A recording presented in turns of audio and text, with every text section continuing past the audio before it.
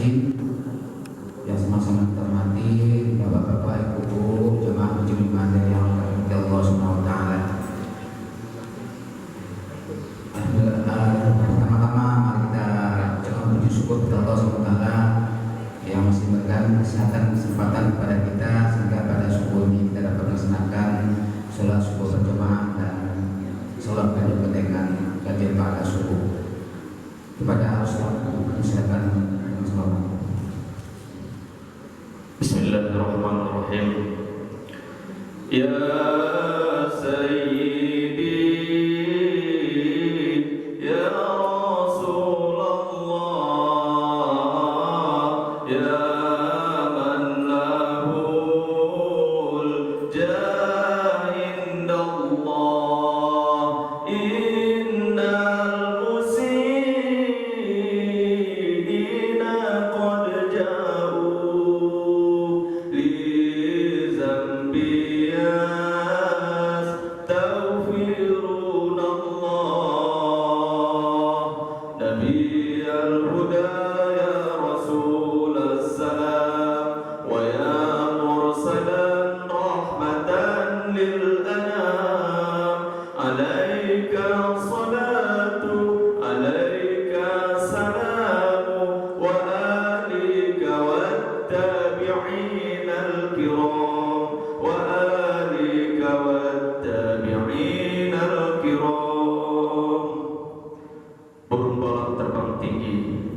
sebentar di negeri Baghdad.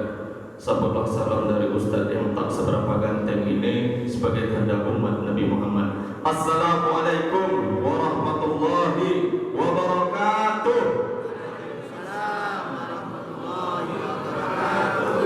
Afdhalun nas man bakhila bisalam. Orang yang paling bakhil kata baginda Rasulullah, orang yang paling pelit dalam memberi salam ataupun yang menjawab salam. Kalau ada tadi tak jawab salam berarti pelit.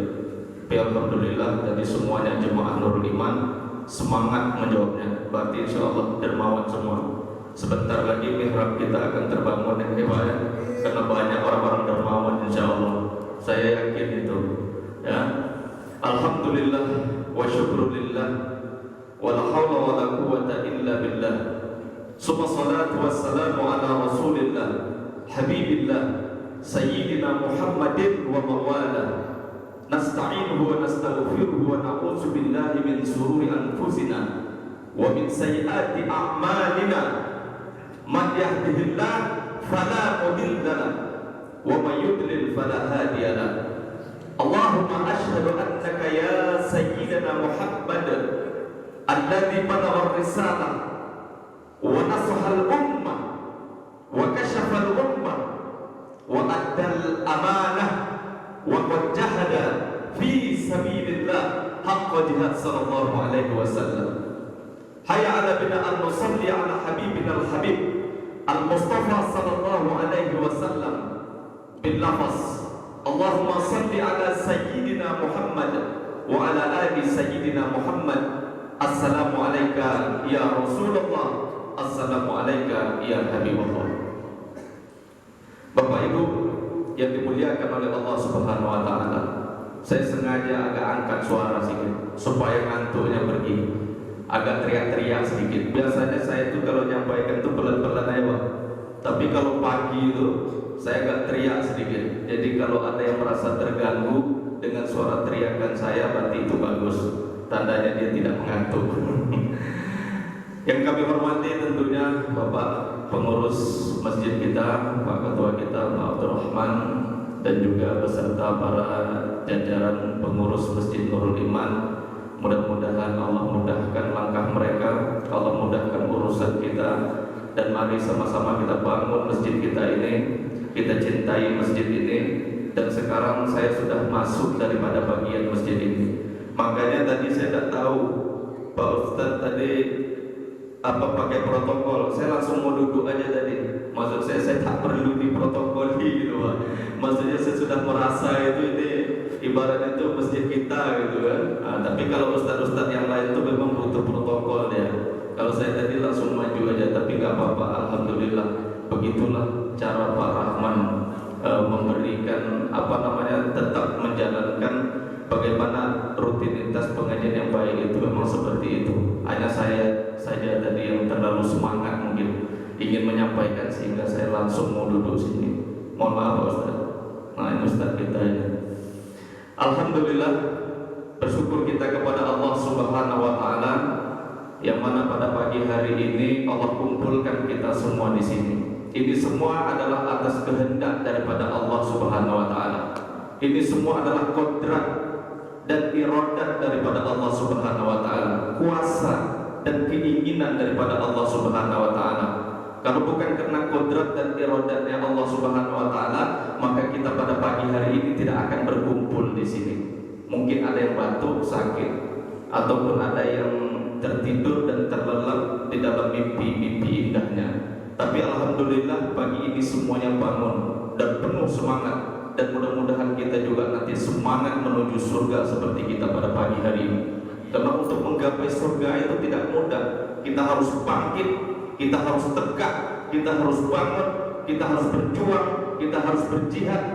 Sehingga dengan semangat yang ada tersebut, maka kita semua akan bisa bangkit untuk menuju surga. Karena perjalanan surga itu tak mudah, kecuali bagi orang-orang yang sabar. Inilah orang-orang yang sabar pada pagi hari yang berbahagia ini.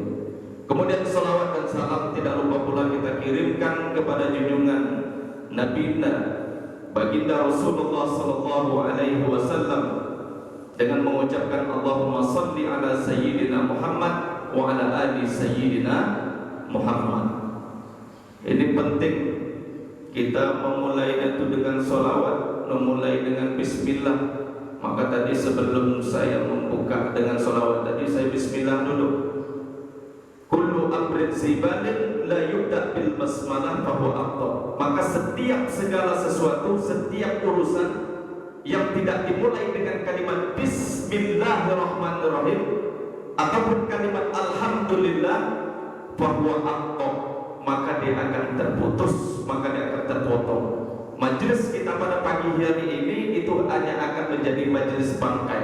Artinya tidak memiliki apa-apa, tidak memiliki faidah dan manfaat di sisi Allah Subhanahu wa taala jika kita tidak memulainya dengan bismillah. Maka kita perbaiki diri kita dengan berniat kepada Allah Subhanahu wa taala. Bismillah itu adalah merupakan niat. Ketika kita meniatkan sesuatu untuk Allah, maka Allah akan memberikan sesuatu juga untuk kita. Allah akan memberikan hadiah untuk kita.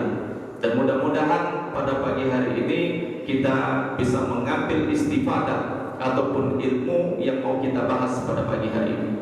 Bapak Ibu dimuliakan oleh Allah Subhanahu wa taala, pada subuh pada pekan keempat ini setiap Sabtu insyaallah kita akan menyampaikan pengajian yaitu baca kitab. Nah, ini beda sedikit dengan ceramah. Kalau baca kitab itu kita baca kitabnya, kemudian kita terjemahkan dan kita artikan, kemudian kita jelaskan. Beginilah dulu para ulama-ulama itu mereka belajar. Ya, mereka baca kitabnya, kitab dari Syekh, kemudian mereka jelaskan. Supaya apa? Supaya kita tidak keluar daripada ranah keilmuan tersebut. Karena amanah daripada ilmu itu harus kita sampaikan sebagaimana yang disampaikan oleh para ulama-ulama terdahulu. Allah Subhanahu wa taala dia menyampaikan kepada Jibril. Jibril disampaikannya kepada baginda Rasulullah. Rasulullah dia sampaikan kepada para sahabat, dan sahabat disampaikan ilmunya kepada para tabi'in, dan tabi'in disampaikan ilmunya kepada para atba'ut tabi'in, dan atba'ut tabi'in disampaikan ilmunya kepada para salafus saleh, disampaikan kepada ulama al-khalaf, disampaikan kepada ulama al-mutaakhirin, disampaikan kepada ulama al-mutaqaddimin, dan sampailah ilmu itu kepada kita. Maka di dalam Islam ini adalah disebut dengan sanad. Di dalam istilah ilmu hadis itu adalah sanad. Maka kajian kita pada subuh hari ini yaitu adalah tentang hadis. Kita belajar tentang hadis. Apa itu hadis? Ma'udhifa ila nabi min qaulin aw fi'lin aw taqririn, yaitu apa saja yang disandarkan kepada baginda Rasulullah sallallahu alaihi wasallam, min qaulin, perkataan daripada baginda Rasulullah. Maka perkataan baginda baginda Rasulullah ini adalah menjadi sebuah tuntunan, menjadi sebuah syariat untuk kita lakukan, dan itulah yang disebut dengan sunnah qauliyah. Kemudian min fi'lin, yaitu adalah daripada perbuatan. Apa yang Nabi buat maka kita buat, apa yang Nabi lakukan maka kita lakukan. Nabi minum dengan tangan kanan, kita minum pakai tangan kanan. Nabi masuk ke dalam masjid dengan langkah kaki kanan, kita mulai langkah kaki kanan. Keluar dari masjid dengan langkah kaki kiri, kita langkah kaki kiri. Masuk ke toilet dengan langkah kaki kiri, keluar dari toilet langkah kaki kanan. Pakai sandal, pakai kaki kanan. Lepas sandal, kaki kiri. Dan begitu seterusnya. Maka apa yang dilakukan oleh baginda Rasulullah SAW, maka itu kita lakukan, maka itu akan bernilai pahala di sisi Allah Subhanahu wa taala. Min qaulin aw fi'lin aw taqririn, ketetapan daripada baginda Rasulullah SAW. Baginda Rasulullah berjalan tentunya dengan para sahabat. Kemudian ada orang yang memakan biawak. Biawak ini biawak padang pasir, itu berbeda dengan biawak kita. Ya, biawak padang pasir. Mereka memakan biawak. Kemudian baginda Rasulullah tidak mengingkari. Artinya para sahabat itu mungkin dia pengen apakah baginda Rasulullah mengharamkan biawak tersebut, akan tetapi baginda Rasulullah diam saja. Ketika baginda Rasulullah itu diam, itu artinya adalah merupakan sebuah ketetapan baginda Rasulullah. Dan Rasulullah tidak memakannya, barangkali karena baginda Rasulullah dia tidak menyukainya, tidak menyukai daripada biawak tersebut.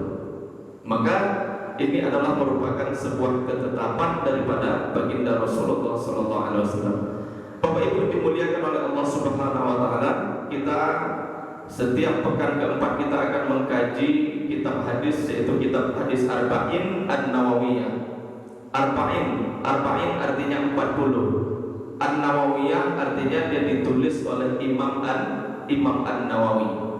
Jadi hadis ini walaupun di dalamnya tidak isinya 40, tapi isinya adalah 42 hadis. Tapi maksud daripada Arba'in itu adalah maksudnya 40-an. Jadi kalau 40-an itu bisa 42, 43, 44, 45 sampai 49, itu 40-an. Kalau 50-an hadis berarti bisa 51, 52, 53. Ini kita akan mengaji kitab itu hadis Arba'in An-Nawawiyah. Maka sebelum kita mengkaji daripada kitab hadis Arba'in An-Nawawiyah ini, tentunya kita harus tahu dulu siapa ulama daripada penulis ini, siapa sih Imam Nawawi itu. Maka kita harus mengkaji daripada biografi ulama tersebut, supaya kita juga menjadi orang yang memiliki motivasi dan semangat untuk menjadi orang alim, sebagaimana yang dilakukan atau yang dibuat oleh Imam An-Nawawi. Imam An-Nawawi ini dia dilahirkan pada tahun 631 Hijriah. Artinya dia masuk kepada ulama abad yang ke-7. Kemudian dia wafat pada tahun 676. Artinya umur daripada Imam An-Nawawi ini itu hanya berumur 45 tahun. 45 tahun. Tapi dalam tempo waktu 45 tahun itu, Imam Nawawi dia mampu menyelesaikan PR-PR agama ini begitu banyaknya. Bahkan Imam Nawawi ini saking sibuknya dengan mengurusi agama, mempelajari daripada ilmu-ilmu agama, kemudian dia menulis, kemudian dia merangkum, kemudian dia menjelaskan yang disebut dengan syarah. Dia bisa menulis sampai dengan sebanyak umurnya itu tadi. Ada 45 karya daripada karya Imam Nawawi, dan selama hidupnya dia tidak menikah. Maka di dalam sebuah kitab disebut Al-Ulama Al-Uzab. Al-Ulama Al-Uzab. Uzab itu artinya jomblo, lajang. Jadi dia ini termasuk salah satu dalam kitab yang berjudul Al-Ulama Al-Uzab. Salah satu ulama yang tidak menikah. Tidak menikah kenapa? Karena sibuknya mengurus. Karena kalau dia mungkin menikah, mungkin bisa jadi PR agama ini tidak terselesaikan olehnya. Karena Imam Nawawi ini disebutkan dia memiliki karomah, bahkan 2 tahun itu dia tidak tidur. tahun bisa membuat 45 karya, itu kan sangat luar biasa. Kalau banyak tidurnya tidak akan tercipta karya tersebut. Maka 2 tahun itu dia tak pernah tidur. Maksudnya dia tidur itu kecuali kalau dia tertidur saja. Bahkan dia tertidur di atas bukunya dan tak pernah tidur di atas kasur. Begitulah karomah yang diberikan oleh Allah kepada Imam An-Nawawi. Tapi kita jangan coba-coba seperti itu. Nah, kata Ibnu Qayyim, paling tidak kita itu tidur sehari semalam itu berapa? 8 jam. Kalau tidak teler kita nanti sakit kita. Dan ini hanya Imam Nawawi yang bisa. Ya, kamu tidak kuat, biar aku saja, kata Imam Nawawi. Jadi seperti itu. Jadi Imam Nawawi ini sangat luar biasa. Bahkan orangnya zuhud, orangnya warok, orangnya takwa. Ya, umur 9 tahun itu sudah hafal dia daripada Al-Quran tersebut. Bahkan Imam Nawawi ini dia ibaratnya itu dikucilkan oleh teman-temannya. Jadi dia pernah berkumpul sama kawannya, tapi kawan-kawannya itu tidak mau bersahabat dengan dia. Sampai akhirnya dia itu menangis, kemudian dia mengalihkan daripada temannya, dia membaca daripada Al-Quran. Membaca Al-Quran, sibuk dia dengan membaca Al-Quran dari semasa kecilnya. Bahkan sejak umurnya, ketika dia berumur 7 tahun, dia sudah mendapatkan Lailatul Qadar. Jadi ketika malam hari dia tidur di samping ayahnya, kemudian dia terbangun di malam hari, kemudian dia bangunkan ayahnya, lalu dia katakan, wahai ayah, itu cahaya apa? Dia melihat ada cahaya yang datang.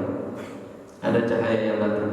Ternyata pada waktu malam itu adalah malam 17 Ramadan.